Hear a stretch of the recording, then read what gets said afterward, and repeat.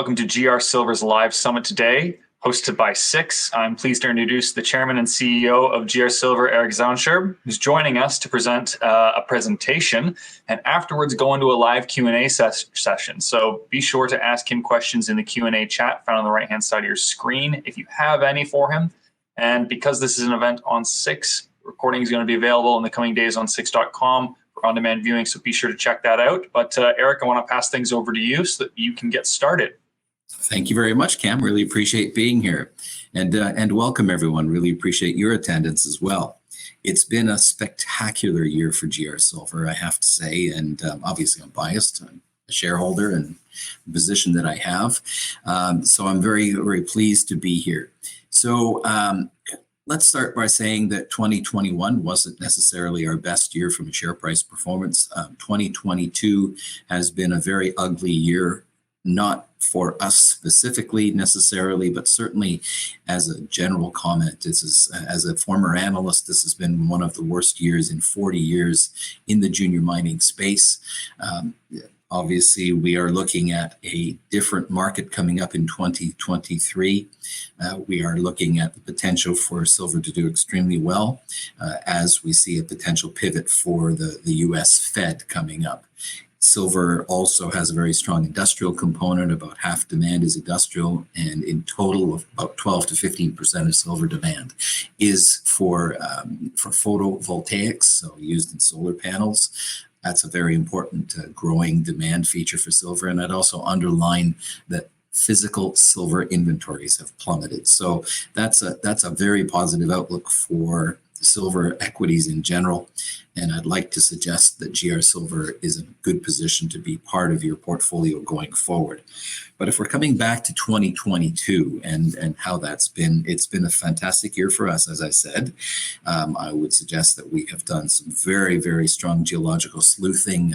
Our founder and president, chief operating officer, Marcial has done a fantastic job in building this project portfolio in the first place, and now in mentoring and guiding a fantastic geological team in Mexico, has made some very important discovery proofs of concept. So let's get into that, if we may. So I will be making some forward-looking statements. Maybe I've already made one. And getting into the project, as I mentioned, we are in Mexico. The Plomosas project is located in Sinaloa State. So if we look at the location map, one flies into Mazatlan and then drives for 45 minutes by highway to El Rosario. The El Rosario district is long history, 250 years of mining. So mining is in the DNA of the people. And then from El Rosario, one goes on for an hour and a half by dirt road to access the Plomosas project. The Plomosas project is owned 100% by GR Silver, covering 430 square kilometers in the core area. And then we have another 300 square kilometers of non-core extending off to the northwest. One of the distinct advantages of the Plomosas project is not only great road access, but it features two former producers, and as such has grid power directly to site. So in the southwest, one has La Trinidad, which is a former open pit oxide gold heap leach operation that was originally started by Eldorado Gold. And then in the northeast, one sees the Plomosas mine. That was a base metal mine operated by Grupo Mexico from 1986 to 2001. And we have all the production data from that. The mining concessions are in place, ejido agreements are in place. And so there's a definite advantage from point of view of advancing the project and de-risking the project. So now you'll see these three dotted lines running across the project. These are representations of the strong northwest structures or faults that run across in this district, in the region actually. These are important geological features. These deep-seated structures act as the plumbing system that allow for metals flow and metals deposition along those structures. And so we have over 75 kilometers of strike length of these, and these are extremely important from a geological perspective. To this point, we've been focusing entirely on that structure that's located up in the northeast that features the Plomosas mine, and then 5 kilometers to the south is the San Marcial area. So really those have been our focus for this year. Moving on to the next slide. We've drilled a great deal. Since putting out resources, we have now drilled over 19,000 meters at both areas and approximately 240 holes. So there's an awful lot of information that has flown into these two projects that will ultimately see a resource update integrated for both areas, and that will be delivered in the first quarter of 2023, as we've been guiding all year.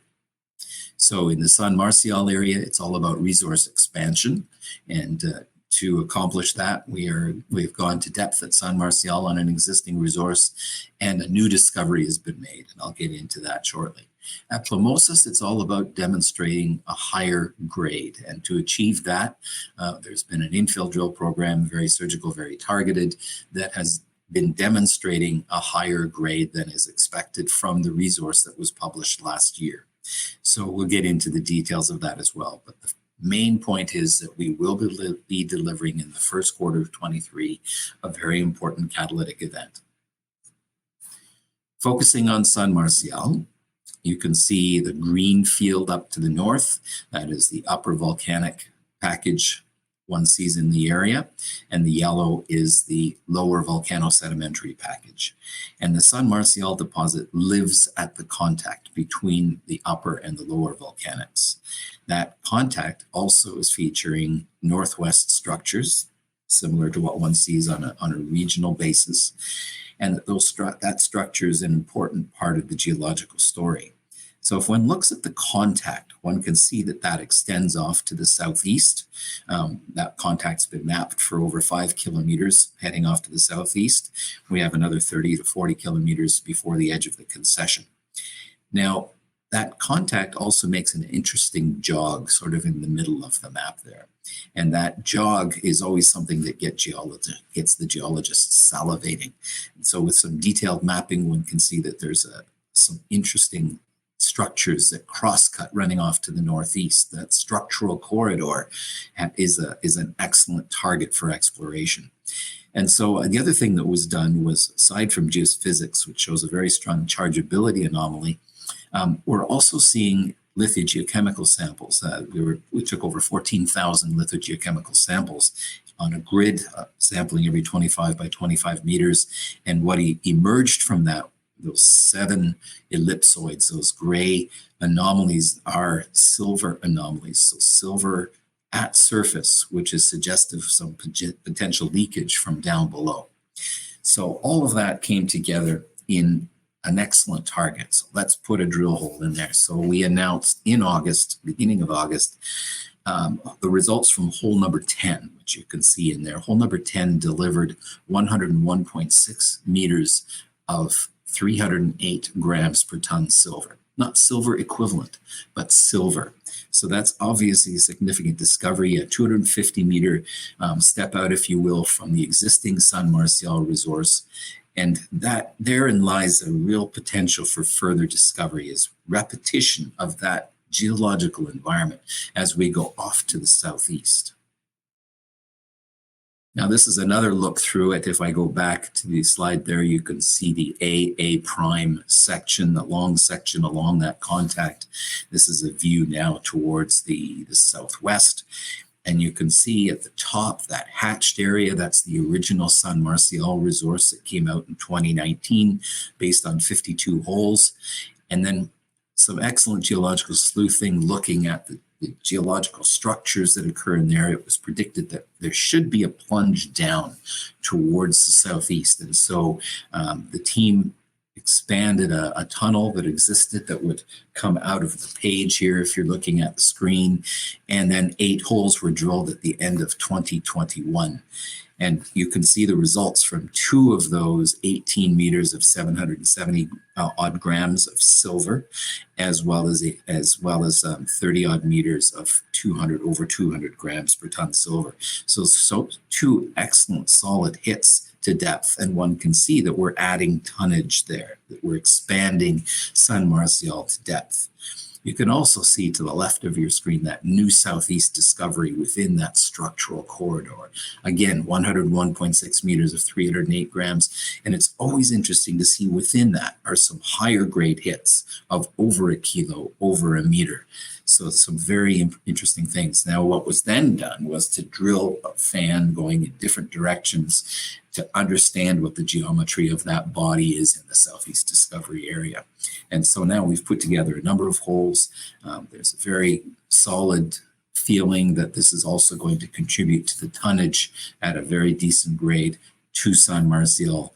And we'll see this in that updated resource that will be coming out in the first quarter. Very important new geological discovery. I'd also point out, and you can see the blocks in there that are colored yellow, is that we're beginning to see and understand where there is also gold mineralization here. And so you can see a meter of 50 odd grams and a meter of over 200 grams gold, not silver. And these are located or associated with these cross structures, right? And that's an important part of this. Moving on now, over 5 kilometers, just over 5 kilometers to the north from San Marcial, we get to this Plomosas area. Now, Plomosas, I mentioned, is a former base metal mine operated by Grupo Mexico from 1986 to 2001.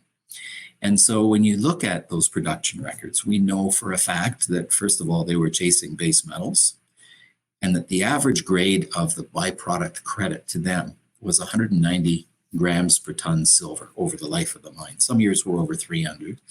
And that there was also a gold credit there that averaged over life of mine 0.96 grams per ton gold.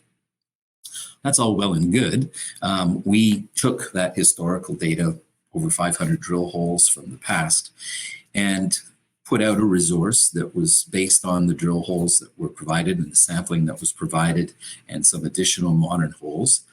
And we came up with an average grade of around 45 grams per ton silver. Now, obviously, that's not economic. And of course, the market in August of 2021 looked at that, let's say, not in a favorable light.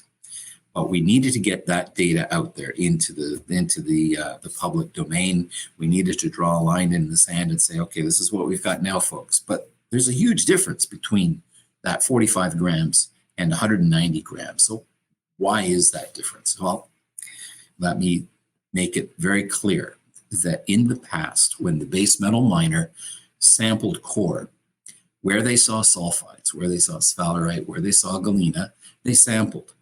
They did not sample outside of that. And we know from over 5,000 samples underground, as well as now from detailed drilling, that that is not where the silver and gold necessarily are. Okay, so we started with the concept, the hypothesis, after putting out that resource, that if we do detailed drilling, okay, these are short holes on average, from surface and underground, we averaged around 60-meter holes. That would provide new core that could be sampled fully to capture some of those precious metal areas and demonstrate and replace those zero-grade samples from before, the areas not sampled. And so that is the whole hypothesis here, is if we do a surgical drill program, will we increase the grade? And I think you would agree that if you look at the news releases that we've put out from Plomosas, that there is proof of concept, that we have intersected areas that are in the resource model for less than 100 grams that are coming in well above 100 grams. And we're seeing areas as well where we're seeing well over a kilo of silver and silver equivalent over significant widths. And so that's the whole premise here, is replacing those non-sampled areas with new sampled areas. So as I said, we've drilled a lot of holes there. We've drilled 186 holes, just under 12,000 meters. We've put out some very good results. And so we've demonstrated that there are unmined areas there that are carrying very attractive grades. Can't promise 190 grams per ton comparable to the past production, but we are definitely moving up from 45 grams per ton. Now, there's another interesting thing here about this area, and that is that at Plomosas, we see these massive stopes from the past areas, or from the past production. So you can see a picture to the right here of a very large stope at the 775 level of 25 meters height. Now, this is not in the main hydrothermal breccia, that main polymetallic area. This is in a stockwork area. This is in, we're seeing small veinlets and things over very significant widths. And it's also running very well in terms of grade. And so if I then move on to the next slide, this was published in the news release just a couple of days ago. And you can see some very high-grade gold and silver mineralization here in these intersections. Some really nice stuff, including 12.4 meters of 2.6 grams gold, and 7.3 meters of 8.7 grams gold, as well as 55 grams silver. So these are very attractive intersections. We're looking at a different style of mineralization in these stockworks, and what it is, we're seeing cross-cutting structures. And that's something we're going to hear a lot more about, cross-cutting structures in the Plomosas project, both in the Plomosas mine area as well as in the area of San Marcial. So these are high-grade structures. These are younger structures, younger faults that acted as plumbing systems. There are some intrusives at depth that acted as the heat engine, as the supply of fluids, and they come up and they hit the rock in the area of the mine, and it's trapped there. These fluids are depositing higher grade precious metals. And that's a very new thing, a very good example of geological sleuthing that the team has done to deliver that mineralization here. So that's a very, very important feature here that we're very excited about. Another thing we're very involved with, although it's not something we've celebrated and formalized an awful lot, is the ESG component. And I know everyone talks about ESG right now, and it's not something, as I said, that we've celebrated, but it's something that we just inherently do. Mining and exploration have gone on here since, as I said, 1986. And so the people understand mining, they understand exploration. We have a fantastic relationship with the communities. We have existing relationships with the ejidos, with the agricultural co-ops that are active there. And we see things like forestry programs, reforestation that we are involved in funding and teaching in the schools. We have a very strong safety program with 2 full-time safety officers, given that we have the 2 underground exploration programs at various times. And we have 2 nurses and ambulance on staff on location. So these are all extremely important. We were able to work through COVID because of very strong, strict protocols. One couldn't go to site, for example, without having a negative test.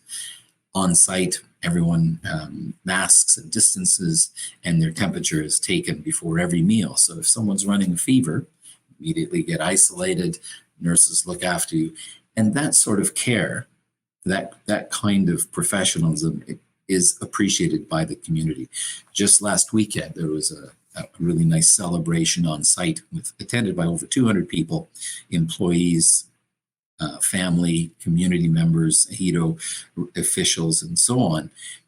And people were recognized not just for great accomplishments through the year, but through their dedication. I mean, there was one person who's worked in the company for over 20 years, and she was thanked for her dedication to the project, to what's going on. Even though different owners, of course, we've been involved just the last few years. But that relationship, that strength is an extremely important component for the company, and I think a strong differentiator. It's why we have had no issues with the community in the time that we've been present. So that's extremely important to us.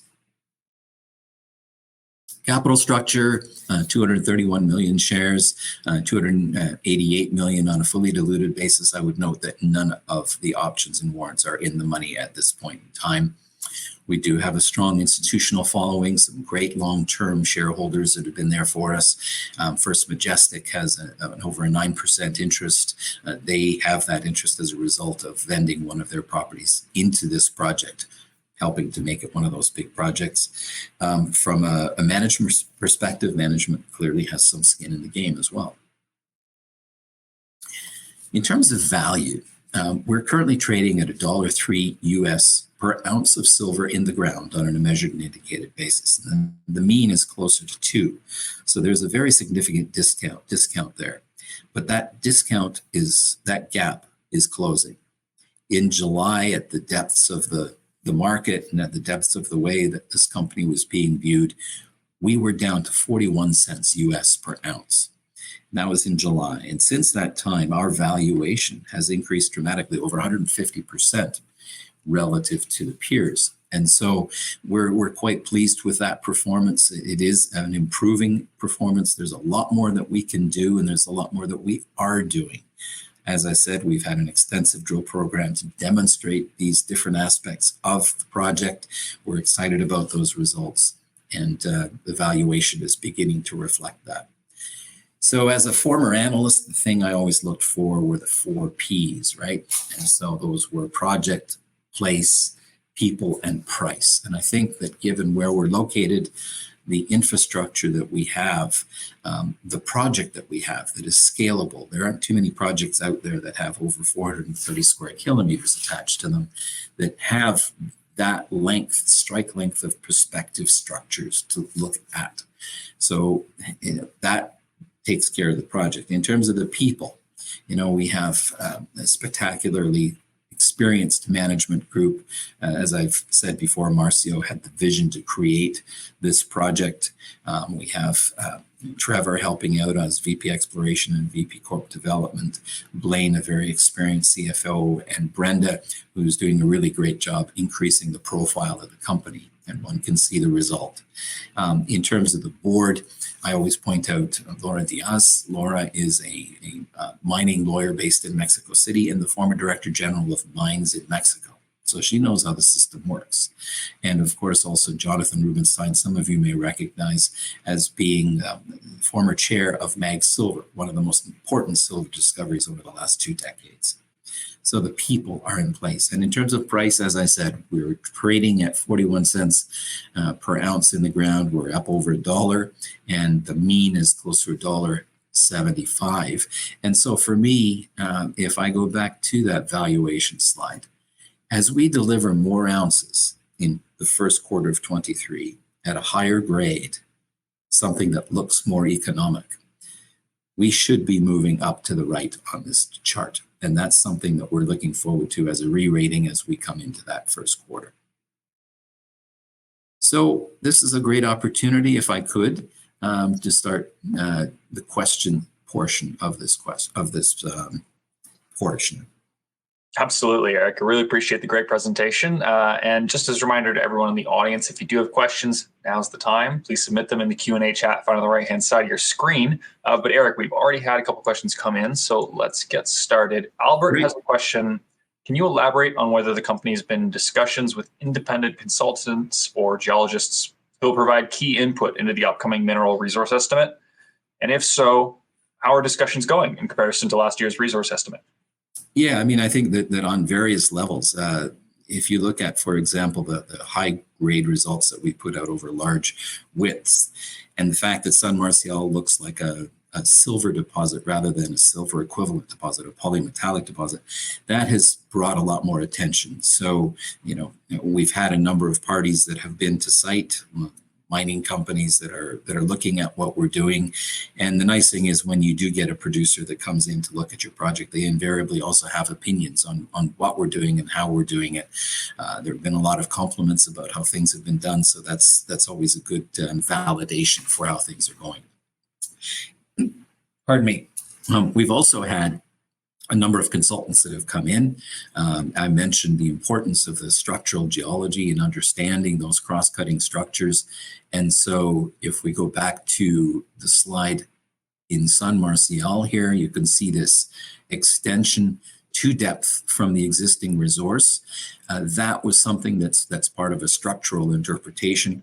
And that's really, really important to understand that structural interpretation. So consultants help out in interpreting the structural geology. Now, of course, when you're putting together a mineral resource update, the QP is involved. We have had the QP was to site recently, has gone through the models for both San Marcial and Plomosas. intricately. And the conclusion is that things are going very well in the way we're approaching things. So yes, there has definitely been involvement from third parties looking at what we're doing and validating what is being done. Awesome. Okay, great. Locke wants to know if you could just provide some color on catalysts for next year. Is there going to be an updated study, post-MRE, mill refurbishing plans, et cetera? Yeah, that's always an important question. We have been very focused on delivering that mineral resource update in the first quarter. That's the key. We will be doing that in the first quarter. That will be catalytic, should be catalytic for the company. And that will be providing a sense of what the grade is here. And that provides in turn a sense of the potential economics of a project like this. We are looking at this from an integrated perspective. So whereas San Marcial is to the south and Plomosas is to the north, Plomosas has underground access over almost 8 kilometers worth of underground development. San Marcial has limited access, but it does have some underground access. All of these things need to be taken into consideration if you're looking at this from an economic perspective. The long answer, the longer answer getting longer, is that we have not established a budget for next year. That's partially going to be obviously dependent upon market willing. What kind of a market are we coming into? But it also is dependent on how economic this looks. If we get encouragement from the grade like we expect, it is logical to assume that at some point in time we will work towards a preliminary economic assessment. That could also be very catalytic, but we will not turn our backs on the idea that this project has a lot of potential to add ounces. So we will work towards demonstrating economics here, but we will also be demonstrating the potential size, delivering ounces, if you will. Great. Okay. Matthew wants to know what the exploration budget for 2023 is. We also have another question, just in case that doesn't get answered here, about the meters you're looking at for 2023 and what your current cash position is. Yeah, in a way, I already answered that in the sense that we need to deliver those resources. We need to see what the grade is, and that's going to help drive what the budget is for next year, both in terms of exploration and potential evaluation of the economics of the project. So that's consistent with what I just said vis-a-vis the previous question. So it's too early to talk about meters, too early to talk about the amount of money to be spent. In terms of what we have, at the end of September, we had 3.6 million Canadian. We're burning at anywhere, depending on the month and how active we are, anywhere from 700,000 to $1 million. So very clearly, we're coming into the first quarter with a need to raise more money in the first quarter. Market dependent, we'll be able to do a market raise as we did in 2022. In 2022, we raised just under $13 million in a very, very difficult market. We greatly appreciate the support of not just our existing shareholders, but new shareholders that came from the extensive marketing that we have done, but also appreciate the support of the capital markets partners that we have, that Beacon and Red Cloud and Echelon have done a great job for us in that regard. Great. Another question. So you're near completion of the extensive drill programs on your Plomosas project. Yeah. What are the most important things you've learned from these programs? Yeah, sort of some of the points I've covered already, but I think to summarize, what's really been important is that there have been a number of concepts, a number of hypotheses. If you remember your high school science experiments, you start off with a hypothesis. So we had 5 hypotheses, if you will. One is that there was a depth extension to San Marcial to depth, right? Tick, proven. 2 is that we postulated that as you go southeast along that contact, and I'll just zip back to the slide here, along that contact to the southeast. So if you look to the southeast and you have these silver anomalies, the hypothesis was that we could repeat what we saw at San Marcial further along to the southeast. Well, tick. Southeast discovery, 250 meter offset to the southeast exists. The interesting thing will be for 2023 is to do further drilling as we go along to the southeast. And we have mapped additional cross structures that would suggest the potential for additional mineralization. Good, tick. 3, at Plomosas, the focus of the past was to mine in the hydrothermal breccia. Okay, fair enough. We have demonstrated that there is additional hydrothermal breccia, that main body, polymetallic, that remains unmined. Tick, demonstrated. 4 is the belief that cross structures at Plomosas would deliver high-grade silver mineralization. Demonstrated. We've done that. And then 5 is, there's sniffs of gold here and there. Is any of that cohesive? Well, we have demonstrated, if you see the release that was just put out, that there is definitely gold mineralization associated with these cross structures, and we're beginning to demonstrate continuity on those structures. So that's 5 important concepts that have now been proven through 2022. We're very pleased to have accomplished that. Yeah, that sounds awesome. Another question, what are the key differentiators you consider GR Silver has relative to your peers?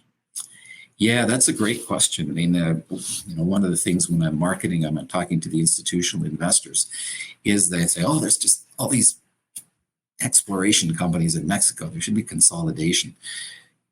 Why should we be interested in you? And so for me, there are some very important differentiators.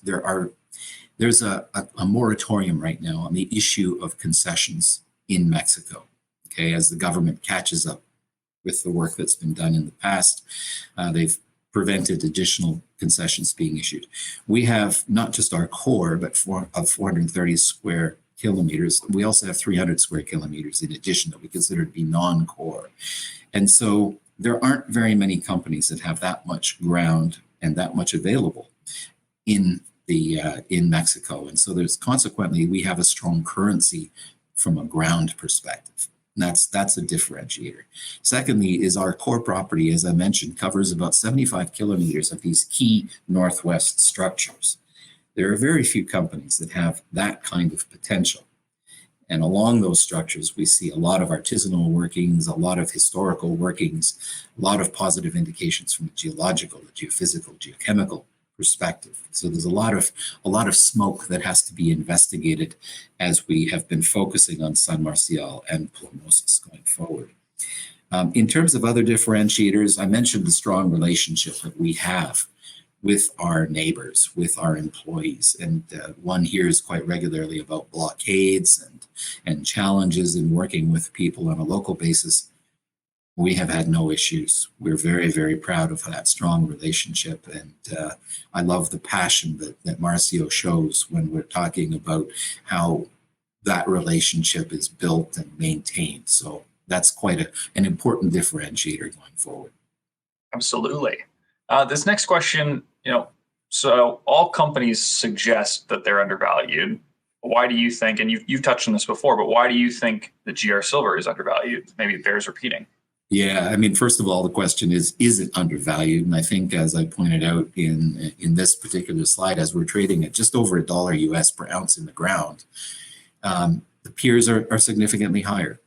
We are in the doghouse, if you will. We are, our valuation, especially last summer, reflected the resource that we put out at a very low grade. And so as we've demonstrated with the news releases that have come out this year, the market has responded. It has moved from that low 40 cent range up to $1, which is great. And it's really appreciated that the market is understanding what we're doing. But it's also important to point out that we are still amongst this peer group anyway, and obviously we picked the peer group, that's how it works. But if you look at the Mexican peers, we are at the bottom of that. And I think that, as I said earlier, that as we deliver more ounces at a higher grade that looks economic, and we continue to show the potential for more ounces, that people will appreciate that, the market will appreciate it, and there's a re-rating that's associated with that. Absolutely. Well, listen, Eric, that looks like all the questions we received for today. So I want to thank you and everyone in the audience, especially those who've asked questions, for coming on today and going through such a great presentation and Q&A period. But before we wrap up, I want to pass things over to you for some closing remarks. Thank you very much. 2022, Cam, has been a really great year for us in delivering additional drill results. Clearly, we're going to see more ounces in that resource update. We're going to deliver what we promised that we would deliver. And so we're very excited about the fact that we're able to deliver, that we were able to finance, that we had the support of our shareholders. We were able to attract new shareholders. and consequently, in a very, very difficult market, deliver on those promises. In terms of proof of concept, as a former geologist in the bush, it's a science. We can't forget that. Of course, luck is important, but the systematic approach that Marcial and Trevor and the team in Mexico have exhibited has paid off. They've peeled the geological onion. They've given us new discoveries. They've given us more ounces focused on higher grade. And that's a beautiful thing to see. And then so ultimately, it's very pleasing to see the market beginning to respond to that.